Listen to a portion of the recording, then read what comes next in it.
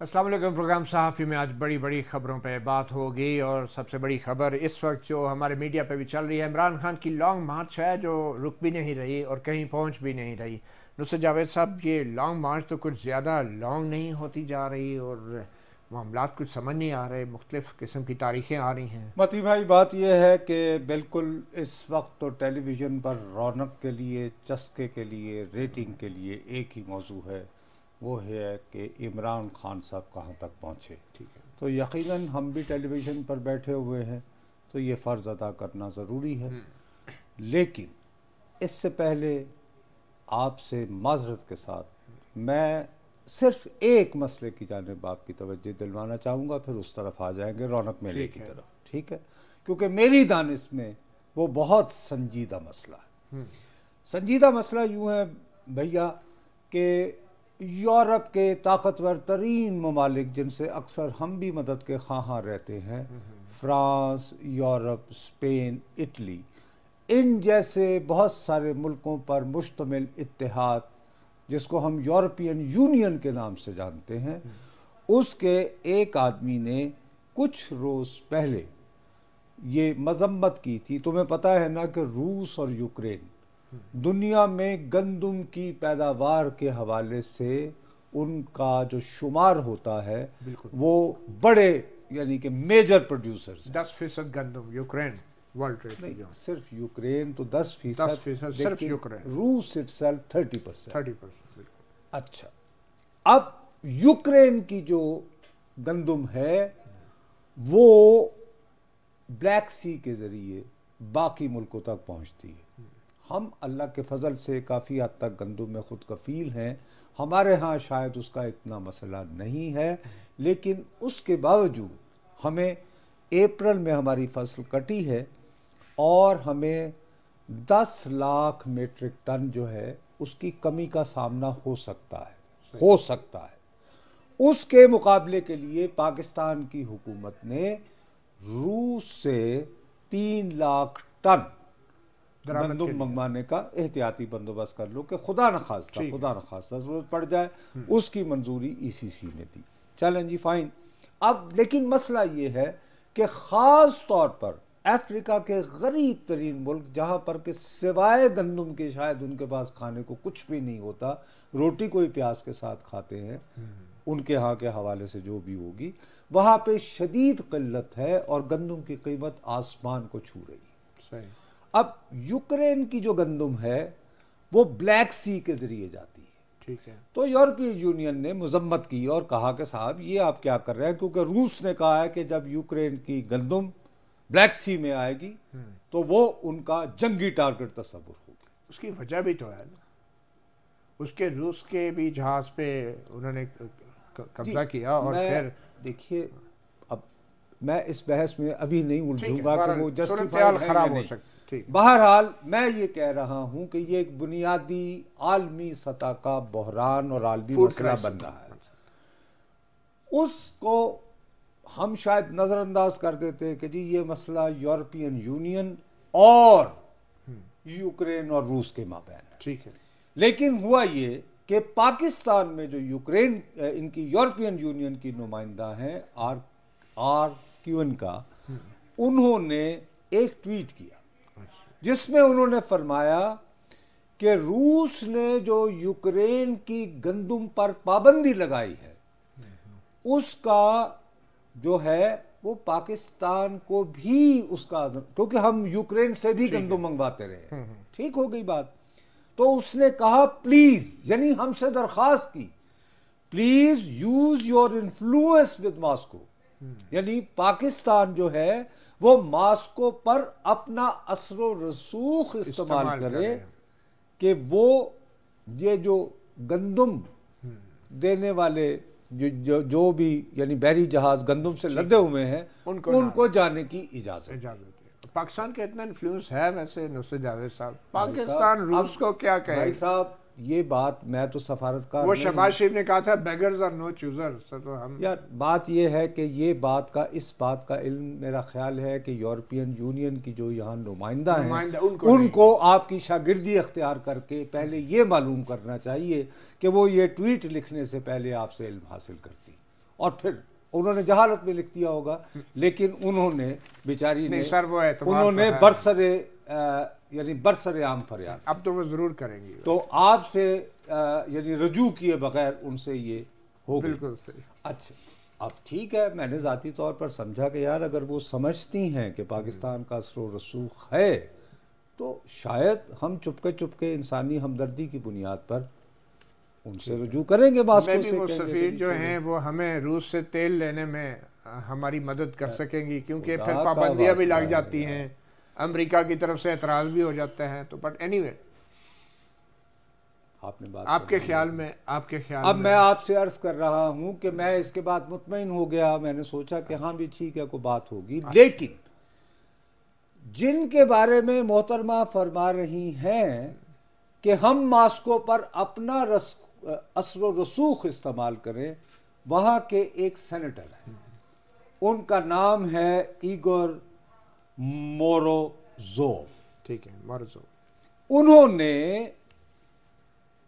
एक दो रोज कबल मास्को में एक प्रेस कॉन्फ्रेंस से खिताब किया और उस प्रेस कॉन्फ्रेंस से खिताब करते हुए ये इल्जाम लगाया कि यूक्रेन के कुछ एटमी माहिरीन जो हैं वो पाकिस्तान आए और जवाब गजल के तौर पर हमारे भी कुछ माहिरीन वहां यूक्रेन गए, और यूक्रेन जो है वो बहुत बेताबी से एटम बम, उन्होंने कहा कि डर्टी एटम बम तो उनके पास पहले ही है, लेकिन वो कोई स्मार्ट बम वगैरह की कोई सलाहियत इस्तेमाल करना चाह रहा है और पाकिस्तान उसमें मदद दे रहा है। भाई वो कह रहा है कि यानी वफूद के तबादले हो रहे हैं। ये बहुत संगीन इल्जाम है भाई। एक तरफ जंग जारी है रूस और यूक्रेन में, उसमें एक मुल्क का एक फरीक का नुमाइंदा सेनेटर वो ये इल्जाम लगाता है कि यूक्रेन जो है वो डर्टी बम की तलाश में है, और इस सिलसिले में पाकिस्तान से रुजू किया और पाकिस्तान की तरफ से बकौल उसके इनकार नहीं हुआ। अच्छा, बल्कि आखिर कुछ ना कुछ उम्मीद थी। इसमें तो अमेरिका और बरतानिया के लोगों से भी डिस्कस करने की बात की, मेरे प्यारे उसकी भी पॉसिबिलिटी को रूल आउट नहीं किया सर। मेरे प्यारे यार, खुदा का वास्ता है, मैं तुमसे पहले दिन से एक फरियाद करता हूँ कि जो जिस हम मौजू पे है ना सर, पहले उसको मुका ले ना। हाँ, लेकिन पाकिस्तान फोकस है, मगर ये इतना सीरियस है। क्या वो गवर्नमेंट ऑफ रशिया का स्पोक्समैन है? क्या ये रशियन गवर्नमेंट की पॉलिसी है?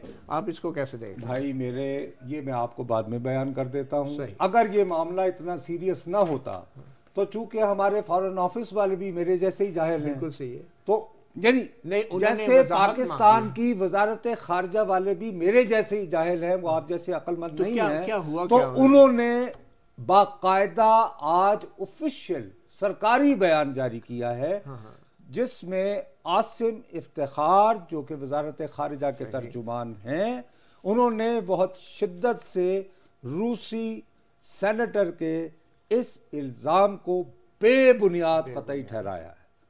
बात यहीं ख़त्म नहीं हुई, बल्कि उन्होंने ये भी कहा है कि हम इसके बारे में बड़े हैरान हुए कि यार ये कैसा बेहुदा किस्म का इल्ज़ाम लगाया है। ठीक है, और इस उम्मीद का इजहार किया है कि पाकिस्तान और रूस के बेहतर ताल्लुकात को निगाह में रखते हुए ठीक है मॉस्को इस ज़मीन में कोई वजाहत करेगा। सर, इस सेनेटर को आपने कुछ ज़्यादा सीरियस नहीं ले लिया, और हमारे फॉरेन ऑफिस ने भी और वजाहत मांगी है हुकूमत से, रशिया से, और कभी कभी तो अमेरिकन प्रेसिडेंट के बयान के ऊपर भी हमने वजाहत मांगी थी, तो उसकी भी वजाहत आ गई थी। लेकिन आप समझते हैं कि रशिया की ये जो स्टेटमेंट है, एलिगेशन है सेनेटर की, इसका कोई बैकग्राउंड नहीं है।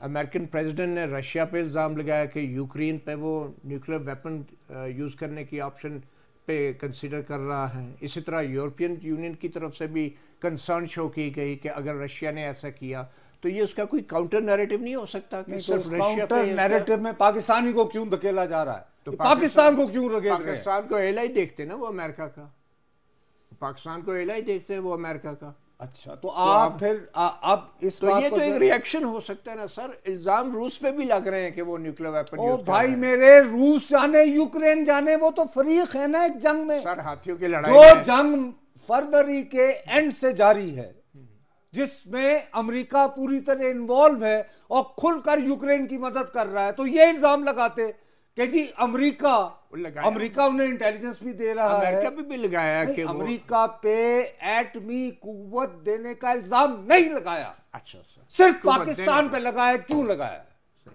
तो आप ये कह रहे हैं कि गंदम के हवाले से पाकिस्तान कुछ नहीं कर सकता? ओ यार, यही बात तुम्हें रूस जो है अगर ये इल्जाम लगाएगा तो तुम्हें कहेगा अच्छा चूंकि तुम यूक्रेन को दे रहे हो एटमी टेक्नोलॉजी मुबैना तौर पर, लिहाजा इफ्जाने के तौर पर गंदम लो।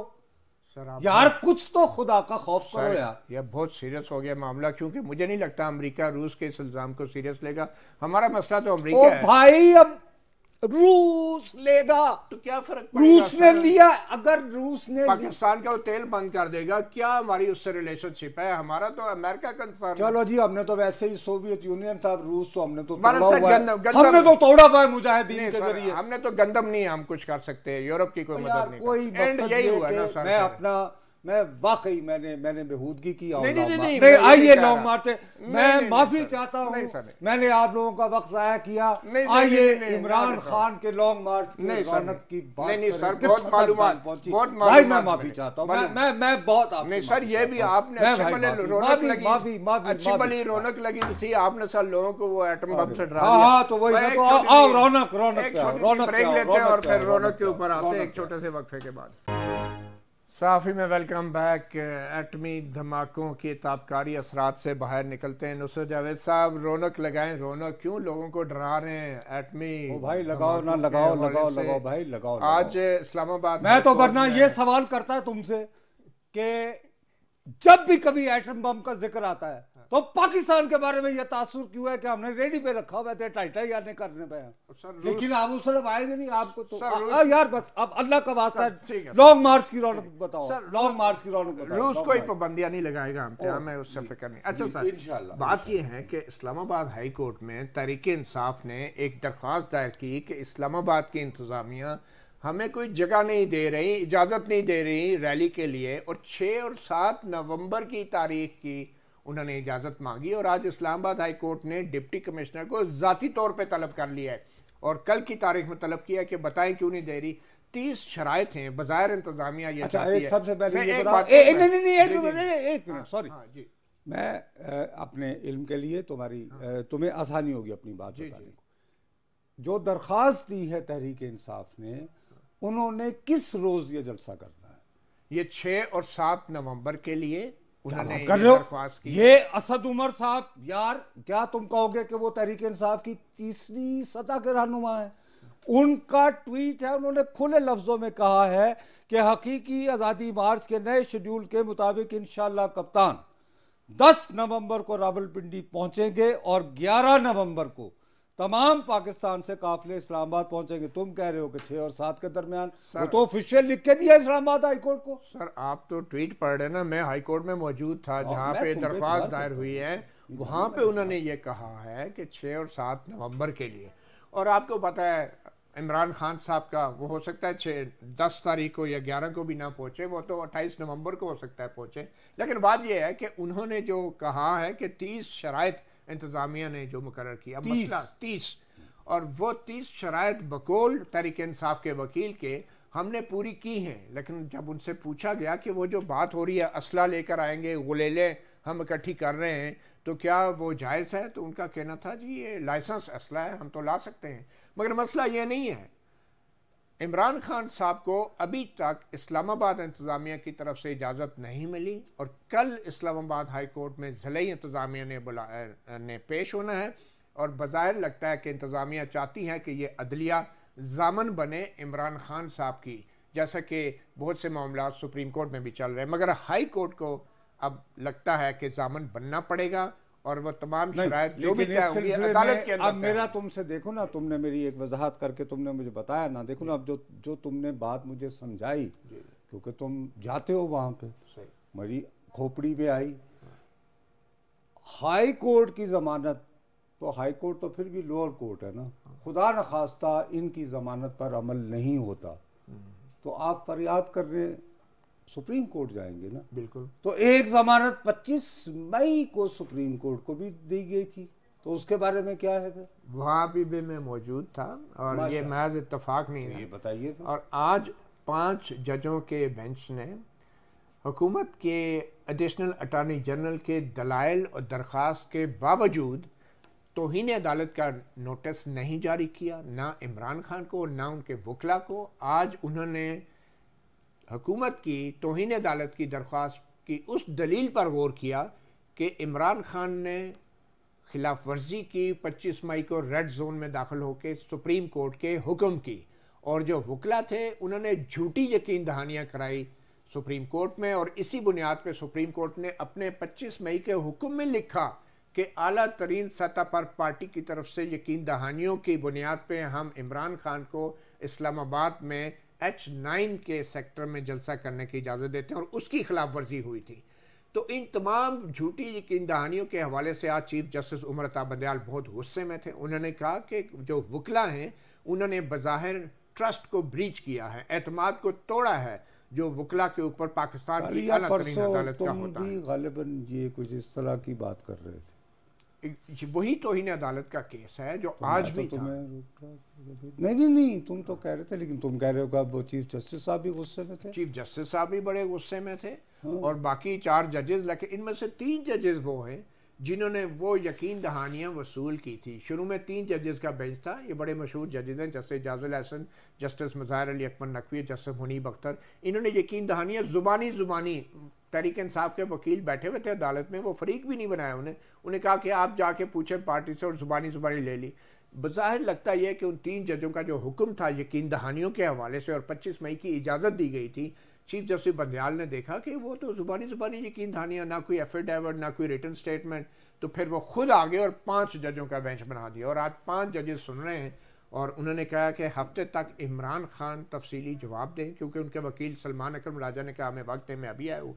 इमरान खान ने महज इतना कहा, इंकशाफ किया कि मुझे तो मेरे वकीलों ने बताया ही नहीं कि ये यकीन दहानी वो दे रहे हैं। इमरान खान आज मुकर गए, उन्होंने कहा मुझे तो पता ही नहीं था। वो यही लिख के दे देंगे अंगूठा लगा के, तो आज भी लिख के दिया, मुख्तसर दिया, लेकिन अब उसका तफसीली जवाब कि मुझे कैसे नहीं पता, एफिडेविट हलफनामे के जरिए वो लगा देंगे, तो उस पे तो फिर उन लोगों पे ब्लेम आएगा ना।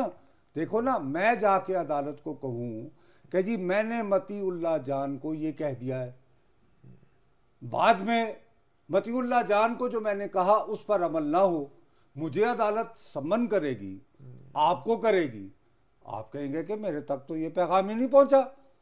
वैसे ये बात इमरान खान साहब ने आज जाकर की है, जबकि justice Umar Ata Bandial chief justice ने ये बात 26 मई को ही कर दी थी कि हो सकता है इमरान खान साहब को अदालत का हुक्म ना मिला हो। तो एक बात हुई ना। हाँ। लेकिन वहां पे मामला खत्म नहीं हुआ ना, आज भी समाअत हो रही है, और बकौल आपके चीफ जस्टिस साहब आपको गुस्से में नजर आए बज़ाहिर। तो सवाल ये उठता है कि उस सूरत हाल में अगर ये एफिडेविट आ जाए और हल्फिया बयान इमरान खान साहब दे देते हैं कि भाई मुझे तो किसी ने पैगाम नहीं दिया था, तो फिर क्या होगा पता है? हाँ, फिर यह होगा कि जिन वकला ने सुप्रीम कोर्ट के सामने, पाकिस्तान की आला तरीन अदालत के सामने ये झूठ बोला कि आला तरीन सतह पर हमारे राब्ते हुए पार्टी से, और उन्होंने ये यकीन दहानी कराई कि वो रेड जोन में दाखिल नहीं होंगे, फिर उन वकला के खिलाफ सख्त कार्रवाई होनी चाहिए। अगर होनी चाहिए वाला आप कर रहे हैं ना। अच्छा, बहरहाल मुझे लॉन्ग मार्च के सिलसिले में जो बात जो है ना सबसे ज़्यादा अब जो परेशान कर रही है कि वो अपनी तकरीर में जो रवैया अख्तियार कर रहे हैं वो तो अलग है। सही। अच्छा, मैं तुम्हें बार बार कह रहा था, तुम तो कह रहे थे ना फेस सेविंग, मेरी पहले दिन से पोजीशन है कि नहीं बाबू, फेस सेविंग वाला काम नहीं है। अच्छा, ये एक दूसरे के पॉइंट को मैं ये नहीं सिर्फ वो नहीं कि यार मैं जीत गया, वो वाली बात नहीं, लेकिन मुझे बड़ी हैरानी हुई कि अब इमरान खान साहब ने आलमी इदारे को, उनके नुमाइंदों को और उनकी उर्दू सर्विस के नुमाइंदों को जो कि ज़्यादा से ज़्यादा लोगों तक पहुंचते हैं, उनको इंटरव्यू देना शुरू कर दिए। सही। ठीक, कल उन्होंने वॉइस ऑफ अमेरिका को इंटरव्यू दिया, उसके नुमाइंदे से बात करते हुए उन्होंने आर्मी चीफ का नाम लिया, मैं तो नहीं ले सकता, उनका नाम लेकर, इजाजत, अरे भाई उन्होंने ले दिया ना, चलो बस ठीक है, काफी है, तो सबको पता है आर्मी उन्होंने चीफ कौन है। उनका बाकायदा नाम लेते हुए ये कहा सही। कि जी वो करप्शन को बुरा नहीं समझते। ये उन्होंने वॉइस ऑफ अमेरिका की उर्दू सर्विस के जरिए ये पैगाम दिया है कि वो करप्शन को बुरा नहीं समझते। आप क्या कहते हैं? मैंने जैसे ही ये बयान देखा तो मेरे दिल में ख्याल आया कि इमरान खान साहब जो हैं ये तो सुप्रीम कोर्ट के सनद याफ्ता सादिक और अमीन हैं, साकिब निसार के, चीफ जस्टिस साकिब निसार। जी जी। बहरहाल वो और सुप्रीम अभी जो कोर्ट- चीफ जस्टिस उमर अरे साहब भैया, बदले हैं। वो- जी जी। वो सुप्रीम कोर्ट ही का फैसला ठीक है था ना। तो मैं अर्ज ये कर रहा हूं कि ये सवाल इसका फॉलोइंग होता है ना, जब हम इंटरव्यू करते हैं, मैं तो सही। रिटायर हूं रिपोर्टिंग से, तो फॉलो अप बनता है सही। कि सर आपने ये कब डिस्कवर किया, क्योंकि सादिक और अमीन तो बहुत अरसे तक एक पेज पे होने की दुहाई मचाते रहे नाजा होकर। सही। हाँ, तो आप सादिक और अमीन होते हुए आपको इतनी देर लगी कि यार ये तो करप्शन को के बारे में इनके कोई जज्बात नहीं, यानी ये मेरे जहन में सवाल आया। हम जैसे तज्जियाकारों को भी कुछ अभी तक समझ नहीं आया कि कौन करप्शन के खिलाफ है या कौन नहीं। आपको कुछ समझ आया कि खान साहब करप्शन के खिलाफ हैं या कोई और? मेरा भाई, मैं तो इस मामले मुझे ये पता है कि मेरा दिल बहुत करता है करप्शन के, लेकिन कभी किसी ने इस काबिल ही नहीं समझा। मैं बाकी इकरार करता हूँ, कभी किसी ने चाह भी नहीं पूछी। आप सवाल को, हालांकि मैं तैयार, आप सवाल को वेल लेफ्ट कर दिया। बट एनीवे, एक ब्रेक लेते हैं और ब्रेक पे जाने से पहले सिर्फ ये एक सवाल करेंगे कि खान साहब जो कहते थे ना कि मुझे हमें वीडियो फिल्में और दिखाई जाती थी और दस्तावेज दिखाई जाती थी कि ये बहुत करप्ट है, तो मेरे ख्याल में खान साहब आप सही कह रहे हैं। खान साहब से पूछना ज़रूरी बनता है कि उन्हें पता कब चला, अदम एतमाद के बाद या अदम एतमाद से पहले। एक छोटी सी ब्रेक लेते हैं और फिर भी हम बात करेंगे खान साहब के हवाले से, क्योंकि उन्होंने तकरीर में और भी बहुत सी बातें की हैं।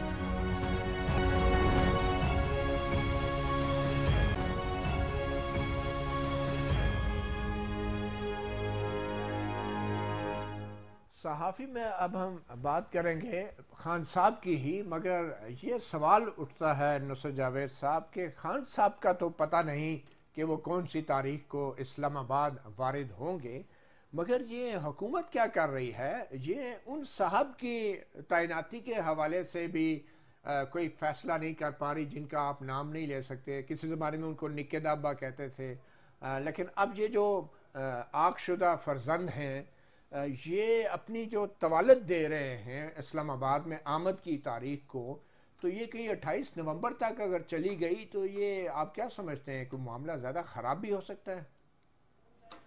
मैं इसके बारे में क्या कह सकता हूँ, मेरा महकमा ही नहीं है, तो मैं हमेशा कहता हूँ। सर ये आपने पहले सेगमेंट वाला जवाब देना चाहिए था आपको, लेकिन अब तो आप बिल्कुल नहीं, वो मेरा महकमा है। अच्छा। मैं यानी कि खारजा अमूर का अच्छा। मैंने 30 साल रिपोर्टिंग की है बाबू। अच्छा, तो दफाई अमूर से कभी रब्ता नहीं हुआ आपका? सर ये तो यकीन नहीं आता सर किसी नहीं, मेरी आँख जो है, मैं छठी जमात का था, ख़राब हो गई थी, तो मैं तो ये भी नहीं कर सकता था। हालांकि 65 की जंग हुई थी ना, तो मैं चंदा जमा करता था। उस ज़माने में था 1 टेडी पैसे से हम टैंक खरीद सकते हैं, अगर पूरी कौम 1-1 टेडी पैसा दे। अच्छा। तो मैं स्कूल से आकर, तो आपने टेडी पैसा दिया था कि नहीं? नहीं, मैं तो जमा करता था यार। अच्छा। तो कितने टैंक आपने बनाए? ओ यार अब छोड़ो ना। तो सर ये बताए ना, आपके ख्याल में ये अगर ताखीर होती है इतनी अहम तैनाती के लिए, तो इसका मतलब क्या होगा और इसका नुकसान क्या होगा? इसका कोई नुकसान नहीं। फ़र्ज़ करें कि अगर ये इन्होंने इतनी ही देर लगानी है, हैं, तो उस वक्त तक हो जाएगी कुछ ना कुछ ऐलान। तो एक तरफ तो आप कह रहे हैं हालात ख़राब हो रहे हैं, मार्शल लॉ भी आ सकता है, ज़ल्ज़ला किसी वक्त आ सकता है। मैंने ये नहीं कहा था, आपने सवाल किया था कल मुझसे मेरे प्यारे भाई, क्यों मेरे मुंह में बात ठूंस के, और मुझे बड़े अरसे बाद मुझे टाई पहनना नसीब हुई। 4 साल तक मैं घर में हुडी पहन के बैठा हुआ था, एक कोने में बैठ के दही खाता था। आप चाहते हैं कि मेरे टेलीविजन जो पे है मेरी ये वापसी, आप उससे नाखुश हैं। आपने मुझसे डायरेक्ट सवाल किया था कि आपके ख्याल में माशाल्लाह लग सकता है। मैंने कहा भाई ज़ल्ज़ला किसी वक्त भी आ सकता है, इसके बारे में पेश कोई नहीं हो सकती। तो मैंने एतराफ़ किया कि यार ये एक ऐसा सवाल है जो तजिए का तलबगार ही नहीं है। नहीं, उसमें इमरान खान का कोई हाथ होगा? क्योंकि खान साहब कहते हैं बेशक मार्शल लॉ लग जाए, मुझे इससे क्या, क्या एक सियासतदान का ये रवैया दुरुस्त है? वो गलत है। ये देखिए, आपने मुझसे स्ट्रेट सवाल पूछा, मैंने स्ट्रेट जवाब दिया, वो गलत है। किसी भी सियासतदान को ये नहीं कहना चाहिए। और कल इस ज़िम्न में मैंने आपको असगर खान और साहब अगर लग गया मार्शल लॉ तो आपके ख्याल में इमरान खान का क्या रद्द अमल होगा? इमरान खान साहब कहीं नजरबंद होंगे। सिर्फ इमरान खान नहीं, बाकी भी। अच्छा, मार्शल लॉ तो फिर वो सबके साथ इक्वल ट्रीटमेंट का ये बड़ी बात होगी। इमरान खान साहब बड़े अरसे बाद नजरबंद होंगे। और अच्छा, तो कहीं ऐसा तो नहीं कि आप चाहते हैं कि उनकी नजरबंदी की तमन्ना लेकर हो? खुदा का वास्ता है, मार्शल लॉ के अपने कॉन्सिक्वेंसेस होते हैं। अच्छा, अल्लाह का वास्ता मतलब ऐसी बात भी नहीं करनी चाहिए। मैंने तुम्हें कल भी कहा था, कबूलियत की घड़ी होती है, तो प्लीज सोच समझ कर। मगर ये जो लेकिन मैं दियानतदारी से समझता हूँ कि अल्लाह ना करे कि ज़लज़ला है। बस खान साहब ने एक और बात भी की थी जो इंटरनेशनल मीडिया को, कि ये जो प्रेस कॉन्फ्रेंस हुई थी हमारे DGSPR की और DGSI की तरफ से, उन्होंने कहा कि ये अहमकाना है। भाई, ये रुस्तम और सोहराब के माबैन झगड़ा है। रुस्तम ने सोहराब की बाबत बात की, सोहराब ने जवाबन बात की। ये भी उन्होंने, मैं तुम्हें जो दोबारा कह रहा हूं, ये उन्होंने BBC की उर्दू सर्विस को उस प्रेस कॉन्फ्रेंस के बारे में कहा है जिसको हमारे बहुत सारे साथी तारीखी करार दे रहे हैं कि पहली मर्तबा ये वाक़या हुआ, उन्होंने उसको अहमकाना करार दिया है। आपके ख्याल में?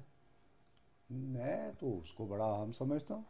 तो भाई, उनका मैदान में आके इस तरह खुल के बात करना, उस दिन मैंने एनालिसिस किया था कि ये रेड लाइन खरीदी। ये अहमकाना का लफ्ज़ी मतलब क्या हम लेंगे? आप अगर अहमकाना क्या है, इंग्लिश में क्या कहेंगे इसको? बच्चेगाना। अच्छा, ये होता है इंग्लिश में इडियोटिक। अच्छा, दैट्स इट। और क्या? और चाइल्डिश। और क्या? तो ये इसका ये आप क्या माहिर लसानियात को लुगात लिखने के चक्कर में पड़ गए हो? क्योंकि डायरेक्ट सवाल पूछ नहीं सकते, तो मैंने कहा आपसे इनडायरेक्टली पूछ लूं कि इडियोटिक और चाइल्डिश और उर्दू में ज़्यादा से ज़्यादा इसका मुतरादिफ हो सकता है बच्चेगाना। और इंग्लिश अगर उसका, तुम मेरे जहन में जितनी मुझे अंग्रेजी आती है, ऐसी पैड़ी चुंगी, तो वो है सब बच्चेगाना में और अहमकाना में फ़र्क तो है ना सर, ये इतना भी हम। अच्छा, जब कोई बालिग आदमी बच्चों जैसी हरकत करे तो उसके लिए लफ्ज़ अहमकाना इस्तेमाल होता है। चलें, आपकी तसल्ली हो गई। वैसे ये बात तो अब रुस्तम और सोहराब, इन दोनों में से कौन है? अब रुस्तम ने सोहराब को कहा, सोहराब ने रुस्तम को कहा, तो उनके एक तरफ से जवाब आ गया, तो वो जाने, उनका काम जाने। लेकिन मेरे लिए जो ज्यादा इंपॉर्टेंट बात ये थी कि अब खान साहब अभी तक जितनी भी गुफ्तगू कर रहे थे वो डोमेस्टिक ऑडियंस के साथ कर रहे थे। अब वो उर्दू नशरियात के जरिए दुनिया भर में उर्दू समझने वालों तक जो नशरियात पहुंचती हैं, उनसे गुफ्तगू करते हुए वो अस्करी क़यादत के बारे में जारहाना ज़बान इस्तेमाल करना शुरू हो गए। अच्छा नसर साहब, मुझे ये लगता है कि ये जो जारहाना ज़ुबान का इस्तेमाल शुरू किया है इमरान खान ने, इसकी वजह ये है कि वो अब शिकायत ही लगाएंगे, क्योंकि उन्होंने तय कर लिया है कि इस्लामाबाद में आके कोई हल्ला गुल्ला नहीं करना। और इस शायद गखड़ मंडी पहुंच के किसी की का आबाई गांव याद आ गया। गखड़ मंडी में आज उन्होंने सवाल भी उठाए। मैं वही कह रहा हूँ ना, तो शायद ये भी हो सकता है कि गखड़ मंडी ने जहन में, ये किन का गांव है ये नहीं भाई, मुझे नहीं पता। मैं ये नहीं पता कर दूंगा। गखड़ मंडी में है कोई खुसूसियत की बात? अच्छा। मुझे तो गखड़ मंडी का यही पता है कि हमारे वो यानी PFUJ के अफजल भट्ट साहब वहाँ के हैं। अच्छा। और कभी जब हम GT रोड से वैगन में बैठ के लाहौर जाते थे तो गखड़ मंडी के बाहर वो जो दुकानें नहीं थी, उसमें एक पे वो दरी फरोश यानी बहुत मशहूर होता। चलो सही। नुसरत साहब, मेरे ख्याल में सहाफ़ी प्रोग्राम के अंदर एक अहम मसला जो आज ही हमारे शहीद सहाफ़ी अरशद शरीफ की वालिदा ने ख़त लिखा है चीफ़ जस्टिस ऑफ पाकिस्तान को, और उन्होंने कहा है कि ये हुकूमत संजीदा नहीं लगती है, और ये जो कमीशन बनाया गया है, ये कमीशन बनाने से पहले हाई लेवल का कमीशन हो, क्रेडिबल कमीशन हो, या बैनुल-अक़वामी सतह पर इसकी तहकीकात की जानी चाहिए, क्योंकि जो मौजूदा कमीशन शहबाज शरीफ साहब ने बनाया है उस पर तो अदम एतमाद का इजहार किया है शहीद अरशद शरीफ की वालिदा ने, और उसे मुस्तरद कर दिया है। आप समझते हैं कि हुकूमत इससे ज़्यादा कुछ कर सकती थी?